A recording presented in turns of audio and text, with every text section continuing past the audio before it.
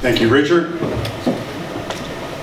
Ringstar Promotions has certainly established itself as one of the preeminent promoters in the sport. So congratulations to you, Richard, and Bruce. I think he was here as well. And what a night Saturday is going to be on Showtime Championship Boxing. Last time we were here 6 years ago here at the Staples Center.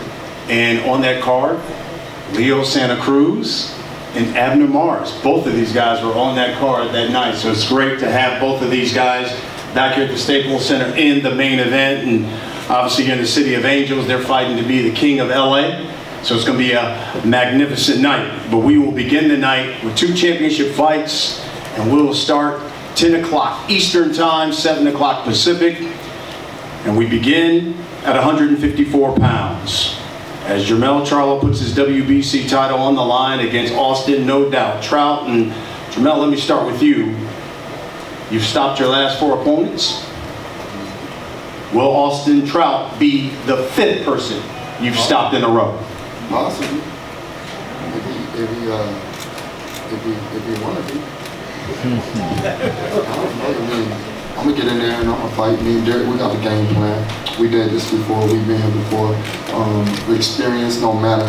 Austin is 0 and 0 and 0 and 0, but I'm really aligned in there. I really do what I gotta do, man. He definitely has a chance to be number 5th, and it's gonna anything can happen. You know, your brother fought Austin Trout 2 years ago. That one went the distance, and listen, he gave a great performance, Austin Trout did. Gave your brother some issues in that fight. Tell us why we won't see that again. I don't necessarily believe he gave my brother issues. My brother, that's the type of fighter my brother is, and my brother came out with a big E, and it was a UD, so I look to do what my brother did, but do it way better. If that's with a knockout, if that's with boxing, if that's with just picking them apart, coming forward, you know, they got these coaches, you know, that rock with a whole bunch of people that hate on the Charlos. So I got a whole lot more that I'm fighting for. It's not just Austin Trout. We right now are not the people that they look at as the ones that are really domaining and running the sport. And so keep hating and keep doing what y'all doing, and keep your little other fighters hating and doing all of that while we keep shining. So right now, it don't matter. None of that matters. We're gonna get in there and do what we gotta do. Austin, you were quoted as saying that this is a career-defining fight for you. I think a number of people, and you heard Richard make mention to it, thought that that career-defining fight happened, what, 6 years ago when you beat Miguel Cotto in Madison Square Garden, New York City. Why do you believe that this fight Saturday night is so big for your career? As great as that win was against Miguel Cotto, I don't feel like it compares to this fight here. After I beat Cotto, I heard a lot of complaints about Cotto, saying he's out of shape, he's washed up, he was over the hill. A lot of excuses that kind of took away from the win. And after beating Jermall, there's no excuse that you can make up. This kid's in his prime. He's been knocking people out. I mean, he's a world champion, undefeated. There's really nothing else that you can say as far as excuse after I beat Jermall, so this will be the career-defining win for me. Bigger than Cotto, for sure. Although, after I beat Cotto, he went on to win a middleweight title. I mean, so I just love to hear what kind of excuses that they can make up after I beat a fighter like Jermall Charlo. You heard Jermall talking about he and his brother certainly want to take over the sport of boxing.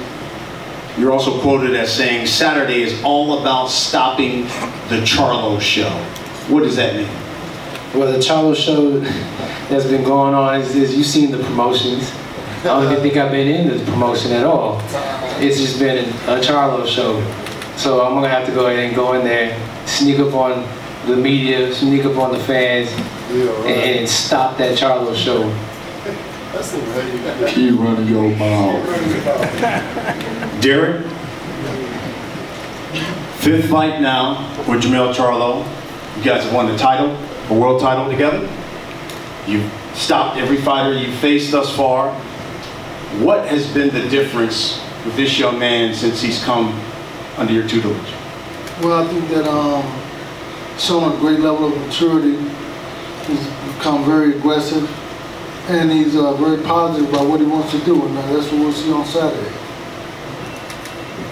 Austin gave one of your best performances 2 years ago when you fought Jermall Charlo. No, you did not. You're back with Barry Hunter. Tell us why you will be even better on Saturday. I learned from my mistakes when I fought the bigger, better brother. So I'm bigger and better myself this time. Jermall? Come back, Mark. Yeah. You know, I got the opportunity to attend your training camp for this fight, and I thought it was interesting. There were some shirts that you guys had made up, and they said, Spence, Charlo, unifying the divisions in 2018. Do you believe the unified champ, Jarrett Hurd, will be watching this fight? And do you think that he will be looking at this fight to determine whether or not the winner, and specifically you, because you've talked about him a lot, gets that shot? Well, listen, I got awesome Charles to deal with. You know, I'm definitely not focused on Jerry Hurd right now. He over there talking about Kell Brooks and a whole other country. So it's definitely important. LA is a nice city. Hopefully he does come out to LA and come out and hang out and come watch me fight. He's been at ringside several of my fights. Glance over and look at him and just walk straight to the locker room. You know what time it is. Al Heyman know what time it is. Ringstar know what time it is. Everybody that want to promote this fight, just be on the lookout. I won't stop training. Even after this fight, I'm going right back into training and we're going to do what we got to do. Right now my focus is handling this guy and getting this over with. It was a long training camp and it was in the trenches. Thank you for coming out there. We did what we got to do. Earl Spence goes next week. We both in this thing this year trying to unify, get the belt, get all the belts to become undisputed next year. So that's how I go. And I'm going to keep working for it. Lastly, we'll wrap it up with this. What should we expect Saturday night? That lion to roar. I got so much built in me. I got so much built up in me that I want to just release and let go, and hopefully he can handle it. Austin, what should we expect Saturday night? There's been some talk of maybe Jermall overlooking you. What should we expect Saturday night? It's a great awakening. I don't think he's overlooking me. I think his brother told him right away, don't sleep on Trout. I think it's y'all that's overlooking me. But it's going to be a great awakening. That will be the first fight that starts the evening, 10 p.m. Eastern at 7 o'clock Pacific time. And then we get to the main event. The rematch, 3 years in the making. In the featherweight division, a division that is definitely filled with some talented, it's deep, and now you have Leo Santa Cruz and Abner Mares. Leo, you say you're a much better fighter since you two met nearly 3 years ago. Do you believe Abner is a much better fighter who you faced 3 years ago? Yeah, of course. I think Mares has been a better fighter. I've said it. He has Robert Garcia. Robert Garcia is a great trainer. He's really smart. That's why he's one of the best, because he knows how to send his fighters to fight, and he has made him improve Mares a lot. So I know he's going to come at his best, but like I said, I have learned a lot too, and I have learned with both friends fights, and my dad's a smart man too. My dad knows how to send me to fight each fight, and we're going to do a great fight. You know, the featherweight division is one of those divisions in boxing that we have certainly put the spotlight on here at Showtime Championship Boxing. Just last month, we had the WBC champion Gary Russell Jr. in action, taking on Jojo Diaz, who was unbeaten at the time. You know, after the fight, Russell, who won by unanimous decision, said, I want the winner of Leo Santa Cruz, Abner Mares. He says specifically Leo Santa Cruz because we fought in the amateurs together. Jojo Diaz said, without question, Gary Russell Jr. is the best featherweight in the world right now. In your opinion, where does the winner of this fight Saturday night rank in the featherweight division? I think that the winner of this fight, will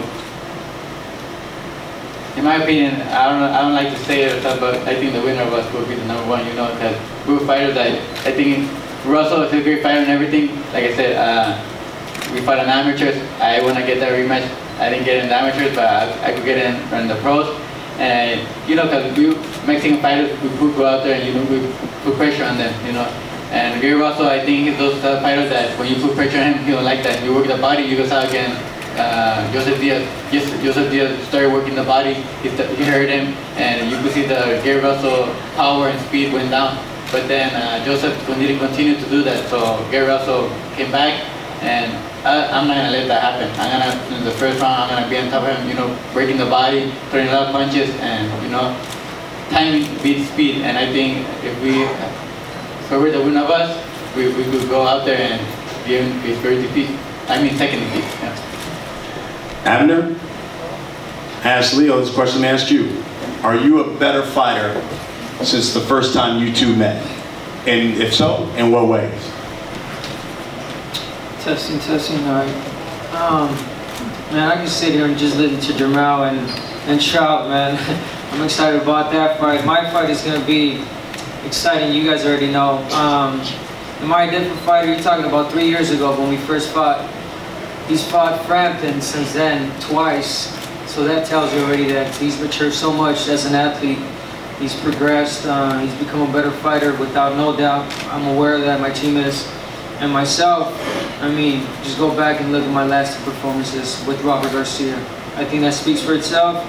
And much to say. We both have evolved to seasoned better fighters. And if you got a good fight 3 years ago, imagine now. And where do you think the winner of this fight ranks in the featherweight division? There's no doubt the winner of this fight, number one. Number one. Who else? You got Frampton. Frampton, Lee already beat. You know what I'm saying? Gary Russell probably won't fight till 2 years from now. You know, who else you got there? Oscar Valdez. Oscar Valdez. Oscar hasn't really. I mean, he's a tough guy. He's the future. I always say he's the future, but we're the present. He's still learning. I mean, that'll be a good fight down the line. But the winner of this fight is number one. Abner, since connecting with Robert Garcia, according to CompuBox, statistically, you have landed more power shots than you had before. So do you think, now with Robert Garcia, the game plan, your newfound accuracy and power, do you have the right combination to be the first person that can stop Leo Santa Cruz? Honestly, that's not our focus, that's not our plan. We're not going in there. See, that was my mistake the first fight. I went in there trying to destroy him, trying to knock him out. As you saw, I started throwing wild punches, so no, that's not the key. The key is to follow instructions, perfect game plan, be a better fighter in there. And yes, I have learned a lot with Coach, as you mentioned, power punches. Just overall, so much I have evolved, you know, to a better fighter, and that's it. Antonio, obviously your father is not here, but you're right there training Leo all the time. He actually just arrived, his father. He's right So there. Yeah. There he is. Welcome. How about that? Antonio, you're always with him in the trenches. You know the game plan. He was smart in that first fight. Used his length. He boxed. He went to the body at times. How does he be better? How can he be better the second time around?